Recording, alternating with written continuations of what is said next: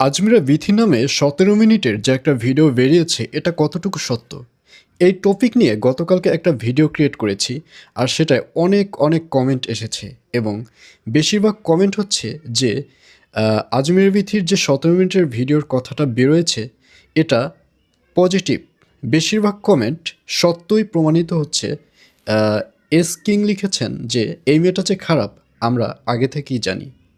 তারপর জান্নাতুল জান্নাত সেও সেম কথা লিখেছে। তারপর লাবণী আক্তার উনি লিখেছে যে এই মেয়েটাকে ভালো মনে করেছিলাম কিন্তু এই মেয়েটা অনেক খারাপ। তারপর নীলুফা ইয়াসমিন সেও কিন্তু মানে বাজে নেগেটিভের দিকেই রয়েছে যে আজমির বিথি নাকি খারাপ। তো আপনাদের কি মনে হচ্ছে আজমির বিথি কি আসলেই খারাপ? এই ১৭ মিনিটের যে ভিডিওর কথাটি বেরোয়েছে এটি কি আসলেই সত্যি? তবে অনেকেই বলছে যে ব্যাপারটি সত্যি। আর ব্যাপারটি যদি সত্যি না হয় তাহলে মানিক মিয়া কেন আজমির বিথিকে তার বাড়ি থেকে আবারও বের করে দিবে? তবে এটা যদি সত্যি হয়ে থাকে সেটা তো আমরা দেখতে পারবো, কিন্তু আমরা কেন দেখতে পাচ্ছি না? এর মধ্যেই কিছু একটা কারচুপি রয়েছে।